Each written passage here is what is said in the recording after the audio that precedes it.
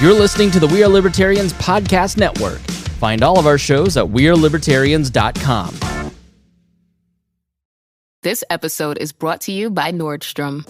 Summer's almost out and fall's calling. Luckily, Nordstrom has everything you need for the season ahead, all under $100. Discover new arrivals from your favorite brands like Mango, Princess Polly, Wave, Free People, BDG, and more. Whether you're planning a last-minute getaway, heading back to class, or refreshing your office looks, you'll find the latest trends and beauty must-haves without breaking your budget. It's easy, too, with free shipping, free returns, and in-store order pickup. Shop today, in stores, and at Nordstrom.com. This episode is brought to you by Espolón Tequila. Slow, sticky, snoozy. They call these the dog days of summer. But Espolón? They don't do boring. Welcome to the Marg Days. Espolón Tequila. 100% blue Weber agave, born to shake up your summer. Just add lime, agave, and a little attitude. Visit espolontequila.com. Espolón Tequila, 40% alcohol, volume 80 proof. Copyright 2025 Campari America, New York, New York. Drink responsibly. Welcome to the Chris Spangle Show. Thanks so much. This is a bit of an update. I want to start with setting the table, okay? I disappeared for a couple of months, and it's because we had a baby. I want to just kind of share what's been going on and where we're at. I have a studio in Fountain Square in Indianapolis that I use for clients. So I feel like I need to give you an update. I've kind of disappeared this summer, and I apologize. We had a baby, and between the baby, the new job, clients, life, getting our new rhythms down, it was just crushing in terms of our schedule. But I'm feeling good about things now, and I have been working for months on this Foundation of Liberty episodes and kind of rethinking about what we're going to do here on the show. And so I am so in my head about doing this that I have defaulted to the Young Voices interviews just to get content out, because I'm not really saying what I think at this point, and I'll try to explain the psychology. So this show is like 13, 14 years old, started in 2012. So yeah, 13 years. And, you know, in the early years, especially with a group of friends, it's like YOLO, just say whatever. I had nothing on the line. I look back through my 20s and 30s, a lot of regrets, a lot of bad decisions. And I think about my great-grandfather, dads. And dads, I knew him in his 80s and 90s. I was very fortunate to know my great-grandparents. They grew up in a world that is so unbelievably different than mine. Dads grew up in Vincennes, Indiana, on the same mile square for like 95 years. And he started at one end of the road and then died at the other end of the road. And he never talked. We would go down there a few times a year to see them. And I mean, he would just mumble. He'd just murmur. Hi. Yeah. He'd never go to dinner with us. He didn't really talk or open up. And I don't know that that's the best thing, but, you know, and then he got diagnosed with Alzheimer's in the mid-90s, and that's when he really started to talk all the time. It's kind of surprising, you know, and I found out that he was like the pastor of his local little community church and all kinds of interesting things about him.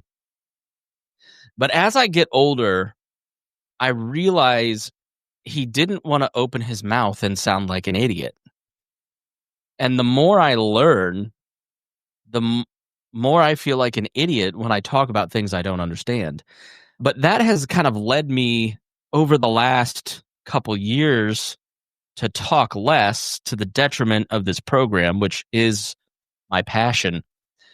And I feel like I've undergone so many different intellectual changes since the pandemic. I would say that I am still libertarian. I still believe in the ideas. I am less confident in the people. And I am going deeper in my faith. And I was really encouraged in the last episode that I put out, my conversation with Jacob Wingerad. I'm sorry if that's not how you say your name, Jacob. Probably to be respectful, learn his name. I open up the newspaper now with disgust It was such a fun hobby to get together with friends and talk about politics and libertarian politics when it was so theoretical. And I feel like we're in such a time now where things are not as theoretical as they once were. In 2009 at meetups, we would, oh, well, we can debate mandatory vaccines. That'll never happen. And then that happens. We can debate the power of the presidency and creeping executive power and what if authoritarianism comes to America. Well, it's looking pretty rough. I'm different than a lot of other podcasters in this genre in that they're so sure. And I don't know how people can be so sure, because I'm like, what if everybody's right? I've got to incorporate that more into this and incorporate more conversations. I've also kind of just fallen out of love with just applying libertarian principles to the current events thing. I'm more interested in how do we prepare ourselves for a completely different way of life. I think AI is going to completely change how we live. Watching this Joanna Gaines, Chip Gaines Pioneer show right on the back of watching Gilded Age, you watch these two generations, you see the pioneers and how they have no modern conveniences, but they have deep relationships with their neighbors. And I know it's reality TV, it's concocted, but knowing enough history, that's how it actually worked. Just finished David McCullough's Pioneers book, to the Gilded Age where their entertainment is gathering together and talking.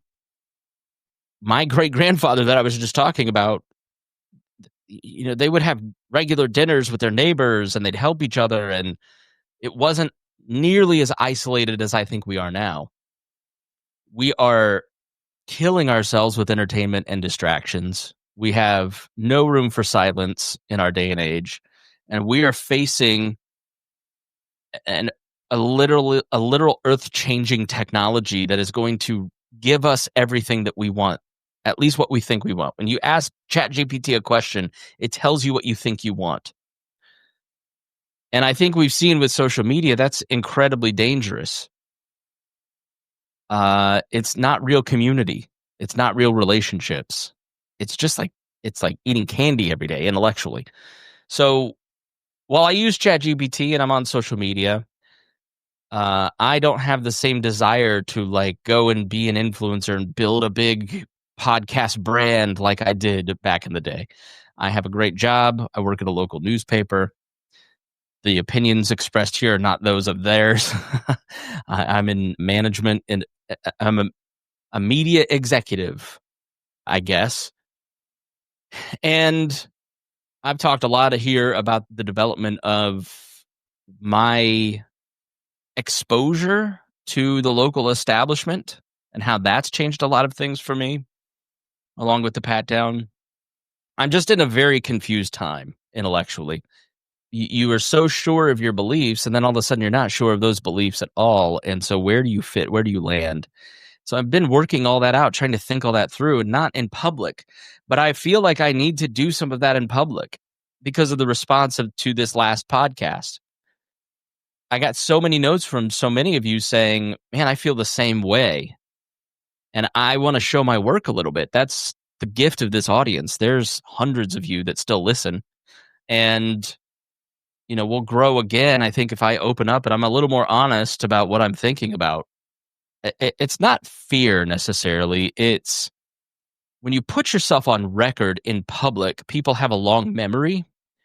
And so if you are debating with yourself a view of something, then people they only hear 15% of what you say on a podcast. They don't listen closely and deeply.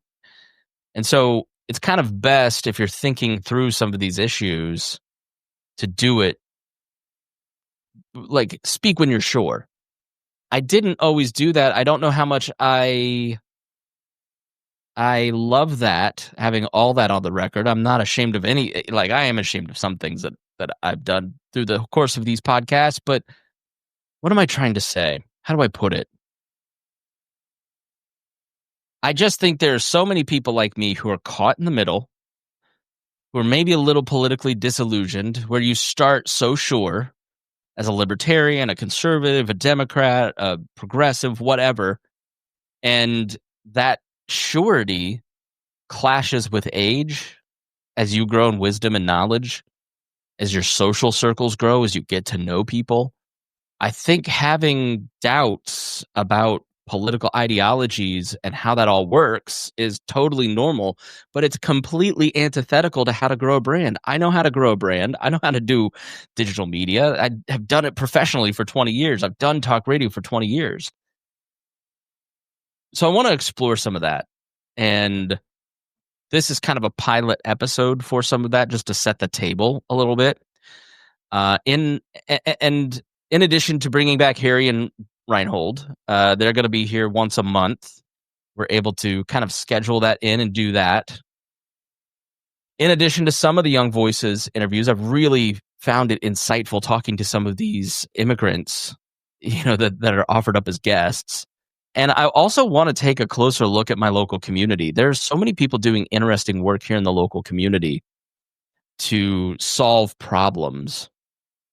And then I want to do these monologues and explore faith and politics and the news and fatherhood and a lot of different things. I don't have a lot of that worked out. I've got some roadmap for that. But I'm going to start with something I'm calling the Foundations of Liberty. It goes back to the conversation before the election around this time last year with Harry, that we don't have a really good handle on what we actually believe anymore. I feel like when you're faced with rapid change, both socially, technologically, politically, you get swept up in that motion of it all. And you've got to really drill down on what you believe.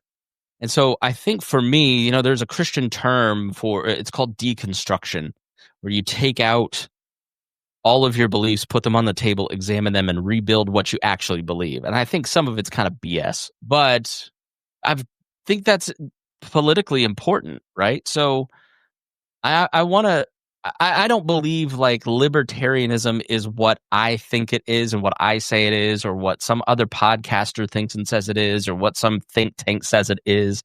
I think libertarianism is a consistent philosophy by which you measure your own beliefs and by which you measure current events. And so I want to work through some of that, right? I'm starting with where I have been, which is these foundational beliefs of liberty. We're going to record the first episode. This is kind of the test to see if the camera looks good, if it sounds good, if the flow is good. I'd love your feedback. But we're going to work through what are the basics of a functional society? What are the basics of libertarianism? What are the basics of a functional society? We're going to try to largely ignore what is happening through this series and make it a little bit of evergreen. I think that the ideas of liberty are not getting their fair shake right now. I think they're getting so muddied with current events, and every think tank and brand and podcaster is trying to chase after clicks and downloads that they're losing them. We're losing the message. So let's just get back to a pure discussion of what is the philosophy, what are libertarian beliefs, where do I agree and disagree with these beliefs.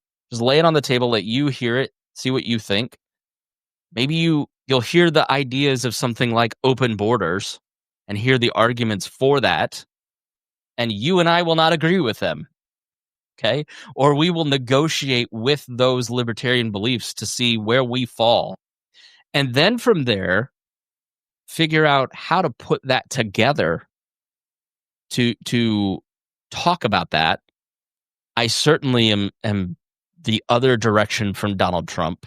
I think we really have to question when you have ICE, when you give ICE a budget larger than the Marines, where does that end?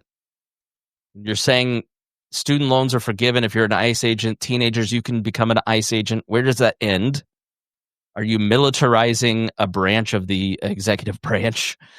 There's so much about right now that I think we have to go back to that foundation, especially in the year 250 of the Declaration. What did we believe? And what can we apply moving forward? But we need to reconnect with the foundational principles of the American founding. Well, just stick with me, okay? And I'd love your feedback. I'd love to hear from you as we work through that. The second piece is formation. I love being a dad. I love being married to my wife, Reagan. It has robbed this show more than any other aspect of my life because I love going home at 5:00 and being with my kids for 3 hours. It's just like you come home, and I never thought I'd have kids. I didn't really think I'd be remarried even before I met my now wife in 2019. But you come home and there's just like a party for you when you get there. And like having a kid is like watching a little fire. They're just always doing something interesting. But I want to drill down into some of these larger questions of what I'm working through, which is, what's the point of a family? The point of a family is to transmit values to the next generation. And I have largely been immature and flippant for most of my life. And now I am faced with the problem of training up 3 little kids, my stepdaughter and my son and my 7-week-old daughter, and transmitting to them values. But it's really hard to do that if you don't have values, if you haven't thought about what you believe. And so that's the journey that I've kind of been on, right? So what is the foundation of a healthy society? And what is the formation of a healthy individual? And it feels scary and vulnerable to kind of come to the table here and say, that's the direction that I want to go, and have these conversations out loud and get back to giving you a peek into my life. When the last time I opened up to my audience here was a lot of peeking into my life that wasn't healthy, like the privacy. But I feel called to continue to do this show. I debate and have debated for a long time, like, do I want to walk away? It'd just be easier to turn off the Patreon, turn off the feed, just say, hey, thanks so much for being here. But I feel like the hundreds of you that are still tuning into this show, knowing that I have been giving it 25% of my best effort, which I am sorry for, I feel like you're owed, like I'm supposed to be here.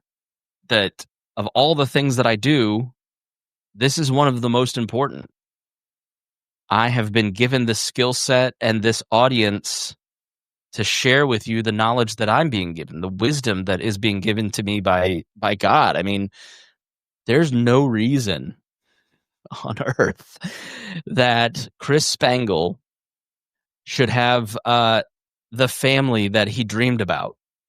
My parents got divorced when I was 15, and I have great parents. And believe me, I have a lot of grace for them after I went through my own divorce in 2014 and went through 8 years of really bad decision-making and loneliness and grief that I might never have. Like, my happiest memory as a kid is 8, 9, 10, laying in front of the fire with the Christmas tree up, watching a Christmas movie with my mom or dad scratching the back of my head, and just that safety and comfort of having your family with you. I never thought I would have that, and I do now. And it's the most important thing in my life, to make sure that my kids have that great memory too. And does speaking out on a podcast that is somewhat self-aggrandizing risk that? Does it risk the income that you make at your job? Does it risk alienating friends? Like, it's a lot easier just to not do this anymore. But there's no reason that I should have the jobs that I have. There's no reason that God gave me by 40, every opportunity I ever dreamed about as a kid. My own radio show, which is this. Work as a professional comedian with the Pat Down and BET. There's no reason I should be on BT. the ability to make a meaningful impact in my community with groups like Citizen 7 and my day jobs. I've been taken to the mountaintop of what I wanted to do as a kid, and I got to peek over and see if you want that, you have to do things that take away from your family. Like if I wanted to be a stand-up comedian, I probably could have had the opportunity, but that would have meant weekends and weeknights away from my family. And I didn't want to do that. The opportunity with BET and Miss Pat on Miss Pat Settles It. I could have hired an agent and tried to get on more shows or develop some sort of career, but it would have taken me away from there, right? And so as I kind of put everything on the table and say, like, what's really important, because time is such a limited strategic resource, what's important? And this just keeps coming back, this podcast, and sharing with you some of these things that I'm doing. These two veins, right? Foundational principles, the foundation of a healthy society, and the formation of a healthy individual. I feel wholly and completely inadequate in talking about either of those, but I think that's part of it, right? Like when we talk about physical health, I am clearly not the man to be giving you advice on physical health, but I am maybe the person to kind of open up and show you some of these struggles, because one of the beautiful things about doing these podcasts is over the last 13 years, as I have shared with you the things I'm struggling with, you have written in and said, man, nobody's talking about that, and I was struggling with that too. So I just am comfortable in some ways in talking about some of this stuff in public. My wife is comfortable with me talking about some of these things in public.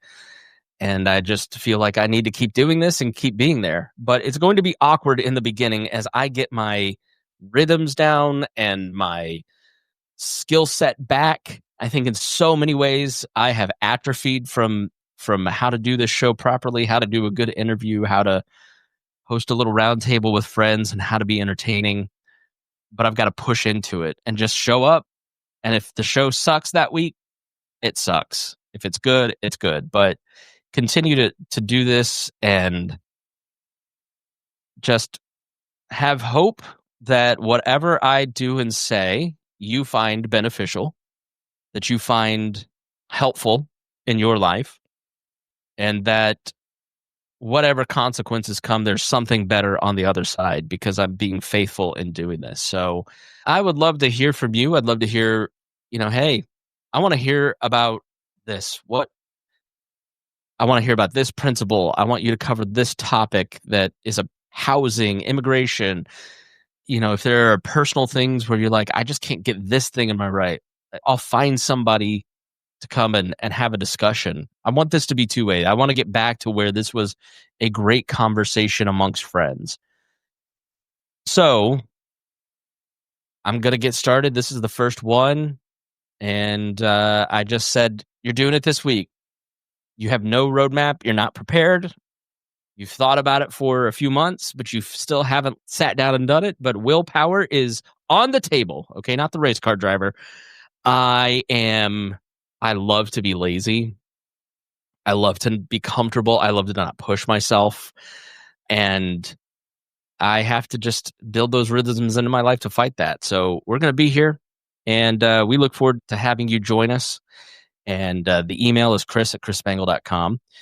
And thank you so much. And especially if you're a patron, if you've hung with us, we've had a few drop off the last couple of months. I probably should have said, hey, I'm taking a month break to deal with this child. And so my apologies for not being open about that. But yeah, here we are. And so let's get started. We're going to start with, like I said, the plan is Harry and Reinhold in the round table. We are libertarian style. Some of the interviews with some of those young voices folks about topical things. More personal episodes like this, thinking through issues. And then the Foundations of Liberty episodes. So stay tuned. Thanks for being with us. And we really look forward to talking with you more.